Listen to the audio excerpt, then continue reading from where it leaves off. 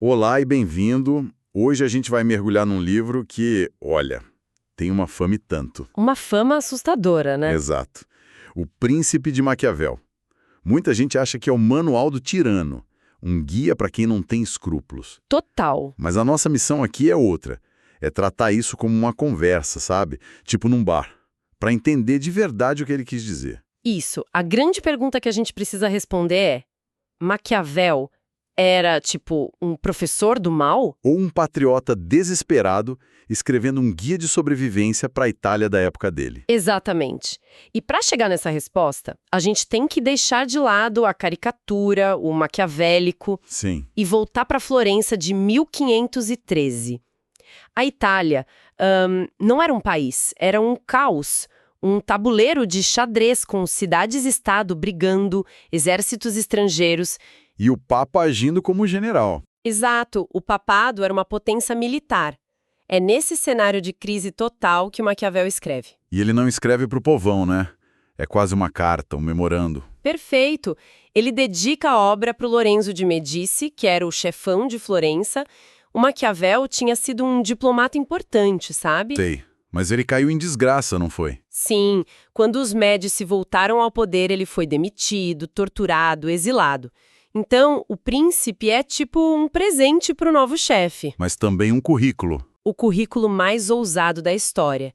Ele está basicamente dizendo: olha, vocês me tiraram, mas eu entendo de poder mais que qualquer um. Leiam isso aqui e me deem um emprego. Que baita currículo. Ok, vamos abrir esse livro então. Ele começa classificando os tipos de estados, principados. Isso. E parece que tem uma diferença gigante entre herdar o poder e conquistar. É um abismo. Os principados hereditários são os mais fáceis. Pensa assim, é como herdar uma empresa de família que já dá lucro. Não tem muito segredo. Nenhum. A regra é simples. Não mexe nas regras dos seus avós, não inventa imposto novo e basicamente não arruma confusão. O povo já está acostumado com a sua família, então... A menos que você seja um desastre completo, tá tudo certo. Exato. É o famoso em time que tá ganhando, não se mexe. Mas o foco dele não tá aí, né? Ele quer falar do desafio de verdade, dos novos principados. É aí que o bicho pega. Principalmente nos que ele chama de mistos, quando você anexa um território novo. Certo. E aqui ele dá um alerta que vale ouro para qualquer líder até hoje.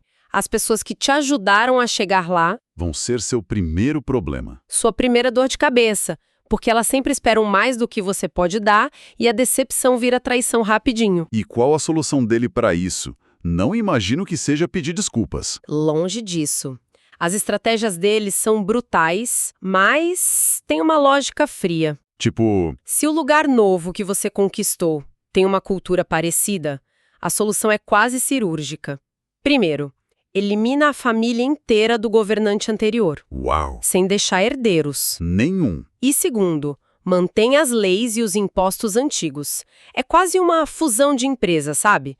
Troca o CEO, mas mantém a cultura local para ninguém sentir o tranco. Faz sentido. E se o lugar for totalmente diferente? Outra língua, outros costumes? Aí a coisa complica. E as soluções ficam mais drásticas. A primeira, e a melhor na visão dele, é o príncipe se mudar para lá. Estar presente. Isso. Para apagar qualquer incêndio no começo, antes que vire uma rebelião. A segunda opção, se não der para se mudar, é mandar colônias. Colônias. Isso soa pesado. É basicamente tirar a terra de uns para dar para outros. É exatamente isso. E a lógica por trás é de uma frieza que impressiona.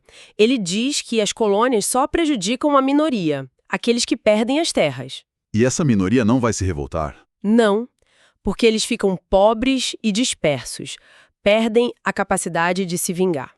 E é aqui que ele solta uma das frases mais infames dele. A famosa... Os homens devem ser afagados ou aniquilados. Essa frase é que construiu a fama dele. Mas dentro dessa lógica de sobrevivência que você falou, faz um certo sentido. Como assim? Ele está dizendo que uma ação medíocre, uma ofensa leve, é pior que uma brutal, porque ela cria um inimigo que ainda tem força para revidar. Perfeito! Você matou a charada. Uma ofensa leve gera um desejo de vingança. Uma ofensa devastadora, na visão dele, remove a capacidade de vingança. É terrível. É. Mas é focado na estabilidade do Estado, não na moral. Ele até olha para o papado e, apesar de dizer que são governados por Deus e que não ousaria analisar, Ele analisa mesmo assim, né? claro, ele não resiste e descreve como os papas usaram exércitos e alianças para transformar a igreja numa força política temível, mostrando que até o poder divino joga o mesmo jogo sujo aqui na Terra. E essa ideia de jogo terreno é o gancho perfeito para os dois conceitos que são o coração do livro: virtu e fortuna. Ah, sim, essencial. Como a gente explica isso de um jeito simples? A melhor analogia que eu conheço é a do surfista. Pensa num surfista. Ok. A fortuna é a onda. Ela é imprevisível, você não controla. Pode ser uma onda perfeita ou uma que te joga nas pedras. É a sorte, o acaso. As circunstâncias. Isso. Já a virtude é a habilidade do surfista. É a força, a técnica, a coragem, a capacidade de ler a onda e usar a força dela a seu favor para ficar de pé e chegar na praia. E o ponto crucial aqui: virtu não tem nada a ver com a nossa virtude de ser uma pessoa boa, moralmente correta. Certo, nada a ver. Zero. Virtude para Maquiavel é uma mistura de talento, audácia, estratégia e, se precisar, crueldade calculada. É fazer o que for preciso. E ele dá exemplos disso. Claríssimos. Líderes como Moisés, por exemplo, chegaram ao poder pela própria virtude. Eles viram uma oportunidade, uma ocasione que a fortuna deu, A onda perfeita. e com a própria força e visão construíram algo que dura. É o caminho mais difícil para chegar no poder, mas o mais seguro para ficar lá. E o outro lado: chegar pela fortuna, pela sorte ou ajuda de outros. O grande exemplo é o César Borgia. Ele virou um duque poderosíssimo quase da noite para o dia, Por quê? pela maior fortuna da Itália. O pai dele era o Papa Alexandre VI. O poder veio assim de bandeja.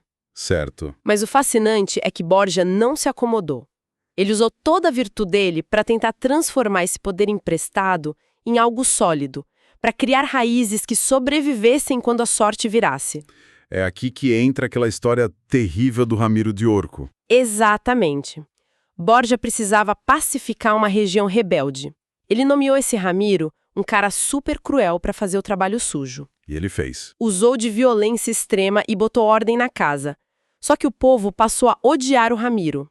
E aí, o que o Borgia faz? O que ele fez? Numa bela manhã, o corpo do Ramiro aparece em praça pública, cortado em dois, com uma faca ensanguentada do lado. Meu Deus. Que jogada de mestre. É uma coisa meio House of Cards. Totalmente. Com um ato só, ele conseguiu 3 coisas. Pacificou a região, se distanciou da crueldade que ele mesmo mandou fazer e deixou o povo, nas palavras do Maquiavel, Satisfeito e chocado. satisfeito e estupefato. Isso é a crueldade bem usada. Rápida, decisiva e com um propósito claro de estabilização. Não é violência por violência. Entendi. Então, o príncipe chegou ao poder. Agora ele precisa de uma base sólida. E o Maquiavel parece obcecado com a questão militar. Porque, para ele, as fundações de um Estado são boas leis e boas armas. E ele é direto. Não existem boas leis sem boas armas. E é por isso que ele odeia os mercenários. Exato. Naquela época, todo mundo usava. E qual era o problema? O problema da Itália. Mercenários lutam por dinheiro, não por lealdade. São freelancers da guerra, sabe? Ah, boa definição. Se aparece uma oferta melhor, eles trocam de lado. Ou pior, evitam o combate para não se machucar e continuar recebendo salário. Faz todo sentido. E as tropas auxiliares, que são os exércitos emprestados de um vizinho. Essas são ainda piores. A lógica é perfeita. Se elas perdem, você está derrotado. Se elas vencem, você vira refém delas. Sua vitória depende de um exército que não é seu? Exato. Então, para ele, a única saída segura é um exército próprio, formado por cidadãos, gente que luta por suas casas, suas famílias. Certo, exército próprio. E a população? Isso nos leva à pergunta mais famosa de todas. É melhor ser amado ou temido? E a resposta dele é o puro suco do pragmatismo. O ideal, ele diz, seria ser os dois.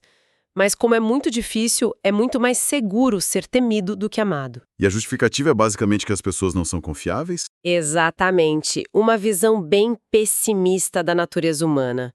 Ele diz que o amor é um vínculo de gratidão que os homens, por serem ingratos, volúveis, quebram na primeira oportunidade. Já o medo...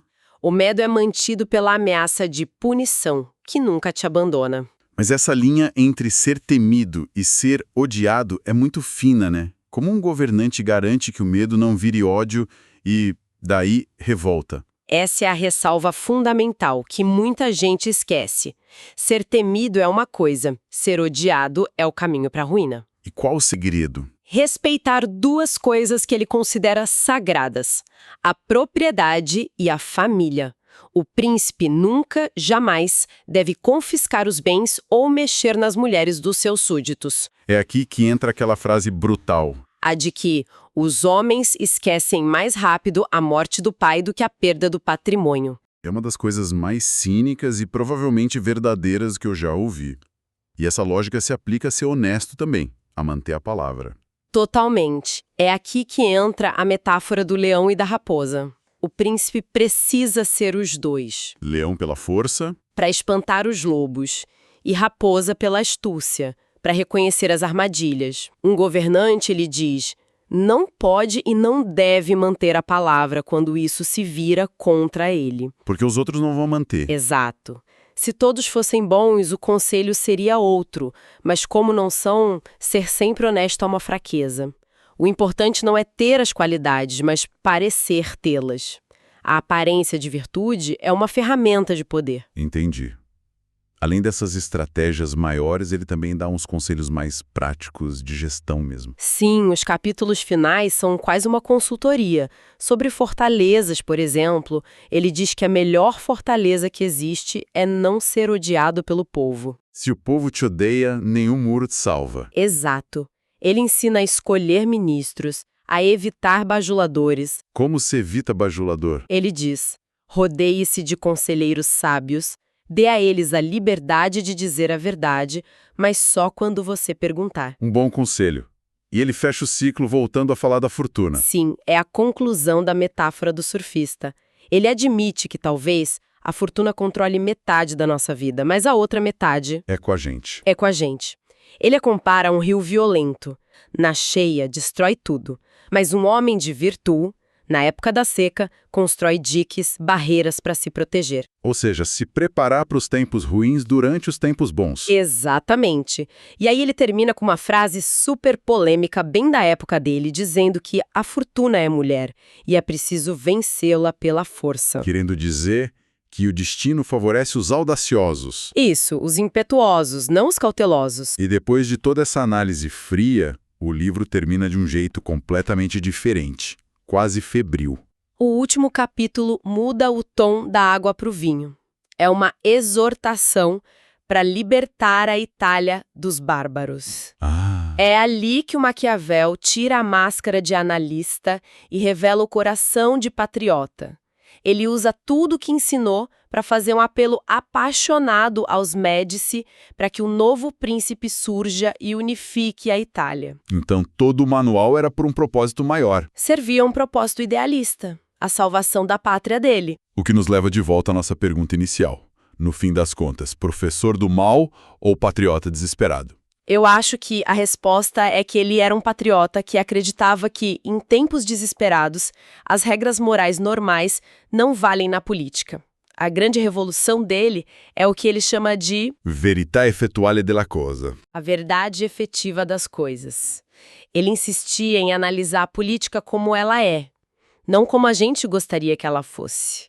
Ele separou a política da moral, não por ser imoral, mas por ver que no jogo do poder, seguir as regras do céu levava à ruína na terra. O realismo cínico era a ferramenta para um fim nobre. Na visão dele, sim. O que nos deixa como a reflexão final, então. Fica a pergunta. Até que ponto essa lógica de que os fins justificam os meios pela segurança do Estado ainda governa o mundo? Boa pergunta. Quando a gente olha para as decisões de líderes, de grandes empresas, ou até nas nossas pequenas batalhas, sabe? Será que a verdade efetiva das coisas mudou tanto em 500 anos? Ou a gente só aprendeu a usar palavras mais bonitas para as mesmas jogadas do leão e da raposa?